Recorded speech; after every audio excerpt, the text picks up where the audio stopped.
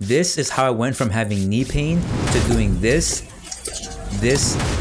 and this with zero pain. Despite years of training regularly since freshman year of college, even in the recent years that I've been teaching myself how to sprint, up until recently, I've never experienced knee pain, which is why I was a bit frustrated when I recently started feeling a pinching sensation in my knee from a simple bodyweight lunge. Trying to fix it, I think most of us can agree that there's an overwhelming amount of information online, and considering that elite sprinters arguably have some of the strongest knees, I decided to look into what methods I can use from both research papers and sprint training to fix my knee pain, and it worked. Here's how I did it. I came up with a simple game plan: 20 minutes a day, every day. After 7 days, test out the knee pain and continue this process until the pain was gone. I test out different exercises and stretches weekly to find what works and remove what doesn't. On both legs, the exact location of the pain was above the knee, between where the bone and the quad connects. The pain wasn't severe, but enough to limit my workouts. I doubt this is from training or poor technique, because the pain occurred after being in lockdown for months. My initial theory was my hip flexors and quads are both tight, and to compensate, they are pulling on the tendon in order to reach the desired range of motion, which as a result was leading to knee pain. For this reason, in week 1, I did nothing else except deep tissue work using this, with some static stretching. In fact, in this study with 282 subjects, they did find that there was a correlation between patella knee pain and a shortened quad muscle. Although my pain is not the patella, I believe the tight quads and hips are the main issue here. And based on what I've seen, Olympic sprinters spend plenty of time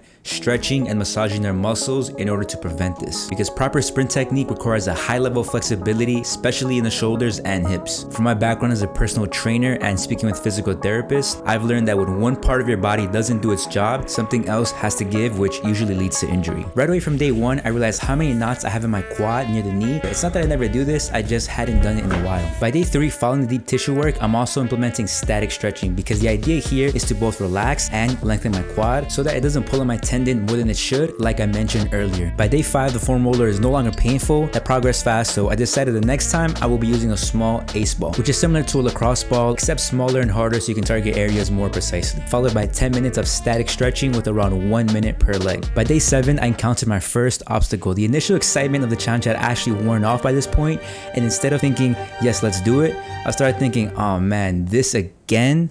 But the hardest part was actually getting started, because once I began one of the sessions, time flew by, and before I knew it, I was thinking, wow, only 14 minutes left. And even though it can be painful, it really feels good at the end, because you release some of those endorphins that you would actually get after a full-blown workout. So surprisingly, I got similar benefits where I'd get into a better mood and have more energy for the rest of the day. By day 7, I took care of most of the knots that were near my knee and moved up to the outer upper quad. In my opinion, traditional quad stretches suck because they don't work and just put pressure on the knee. It's important to know that all my static stretching was done by putting the hips into hyperextension, where I targeted the hips and quad. Alright, so I've completed 1 week of working on my knee pain. Today, what I'm going to do is I'm going to test out my lunges and squats to see if the knee pain has gotten better, worse, or stayed the same. Depending on what the outcome is, I will either keep doing what I'm doing, completely switch what I'm doing, or adjust and add new things into them. Here's what I figured out. As I was doing lunges, my left knee still does have that pain near the tendon. Right leg was completely fine, didn't feel anything. So that's great news. Squats, same thing. Left side, I did feel that pain, that discomfort. Right side, nothing. So I came to a major realization, which is back in 2018, I was having a lot of issues with my left hip, because that year I was doing a lot of longboarding, which puts a lot of strain on the hip every time you lift and break. In one instance, I even went from Hollywood all the way to Venice Beach, which according to Google Maps on bike is over an hour, so you can estimate it took about an hour and a half by longboard. Fast forward a few years later, and I'm convinced that is somehow related to the knee pain that I've been experiencing recently. Here was my plan for week 2. Before I add anything new, I want to spend 1 more week just doubling down on stretching and deep tissue massage, putting more emphasis on the left hip to see what progress we can make. I'm realizing that a great movement are these lunges where the back leg is straight out and we're just holding that position, because 2 things are getting done. 1, the hip is getting stretched, and 2, the front knee is getting strengthened by holding that position. So I plan on implementing this a lot more in my routine, which is especially useful now that I know my hips are chronically tight from overuse. And in order to stretch these muscles, you have to first relax them. Problem is, you can't really get a foam roller or a massage ball in there, so instead, I decided to use the contract and relaxing technique. The way this works is you contract the muscle opposite the one that you actually want to relax.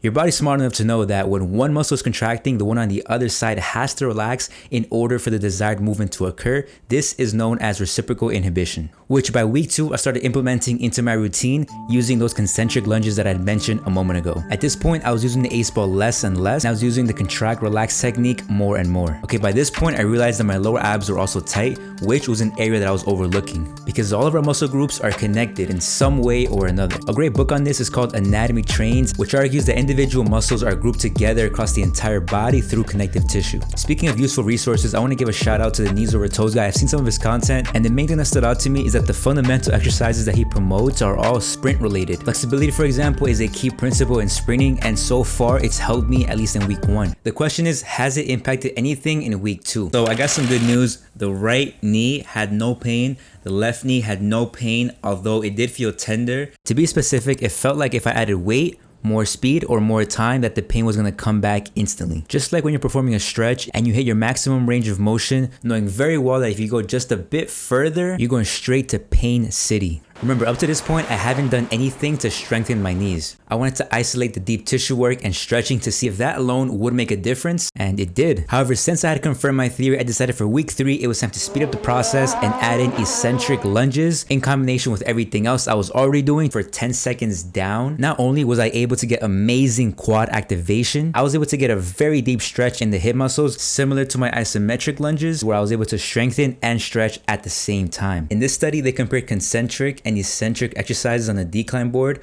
on the effects of patella tendonitis. The eccentric group showed significant improvements, while the concentric group experienced such negative results that they had to stop the training early. These were so effective at exhausting the quad muscle that I actually couldn't even do one full set with one leg at a time, but instead I had to alternate and do 1 rep, then switch legs in order to prevent my technique from falling apart. Also, I noticed when I did these barefoot, I felt less pressure on the knee and more activation on the quad. On day 18, I faced another obstacle which almost ruined the entire experiment. On this day, I flew from New York to Mexico, and the flight's 4 hours long, but when you take everything into consideration, I was sitting down for at least 6 hours. And this really set me back on the progress I was making because my hip flexors felt like bricks. But rather than getting discouraged about this whole project, I just accepted this as a minor setback. And rather than increase the length of my training, I instead increased the intensity of my sessions. Got this from sprinting because one single movement can train your entire body to full exhaustion in a matter of seconds. I contracted with more power, pushed harder, and stretched further than I had done so previously. In the process, I learned 4 new things. 1, lifting the elbows during the lunge instantly improved my posture, which resulted in a deeper hip and quad stretch. 2, using a bed or couch, I was able to get the ultimate static stretch for my quad without the pain of a hard surface pressing into your feet. 3, podcasting made time fly when I was doing all these exercises. 4, consistency really is a muscle, and it got pretty strong at this point. Remember, I was on a trip, so I'd come back at 1 a.m. exhausted, and I would still get it done. The prefrontal cortex just got to that point where it would easily override my desire to go to sleep. All right, we've hit 3 weeks, so you know what time it is. First things first, I'm gonna do lunges. Same as usual, I'm gonna do about 10 and 10 each side. Last week when I did these, on the right side there was no pain. Left side I had a little bit of discomfort. I'm confident that right now these are gonna feel great because I've already been doing lunges the whole past week. Okay, so good news right now is I don't feel any pain, right side or left side. I even did a few lunges where I went up and down really fast just to see if that would trigger any pain, and nope, nothing. Same with squats, no pain either. I could have stopped the experiment right here, told you guys how smart I am, and then you should subscribe, but job's not finished. The ultimate test is going to be doing jumping lunges, weighted lunges, and barbell squats. And just to be sure, I spent 1 more week strengthening my knee. Here's what I did. Eccentric lunges for warm-ups, followed by 3 rounds of eccentric Bulgarian lunges. 10 seconds down, 10 reps per leg for a total of 10 minutes, followed by deep tissue work and static stretching of the quad for another 10 minutes. I no longer had to alternate this week, and I was finally able to do 1 at a time in order to increase the intensity. Although Bulgarian lunges made these sessions challenging once again because I was able to load more weight onto the front leg, get a deeper stretch of the hips, and deeper stretch of the knee. Funny enough, it feels way better doing these on the bed because your foot can sink into the mattress compared to a hard hard surface or your foot digs into the bench. Apart from the fact that my experiment was so far working, I was pretty happy about all the quad activation I was getting from these exercises, because despite building up to a 3-plate squat early in my lifting journey, I've always had trouble growing my quads, which is another weak point that I plan on tackling with sprint training in the future with a new experiment and a new video, so subscribe if you like to see that. Once again, it's time to test out the knee pain. However, this time, if my knees aren't ready, I could seriously injure myself, as this will be the hardest test I've done thus far in the entire experiment, starting with jumping lunges and squats. Fortunately for my knees and lack of traveler's health insurance, both of these felt amazing and I had zero issues. They're nice. All right, there's one piece of the puzzle left, and that's going to be to test out lunges with weights and squats with weights to see if that creates any knee pain at all. I started with barbell squats, which I was a bit nervous for because I hadn't done them for the entire 4 weeks of the experiment, and this was my first time loading weight on the knee. Well, these felt great, and I actually worked up to 2 plates and did multiple reps with no pain at all.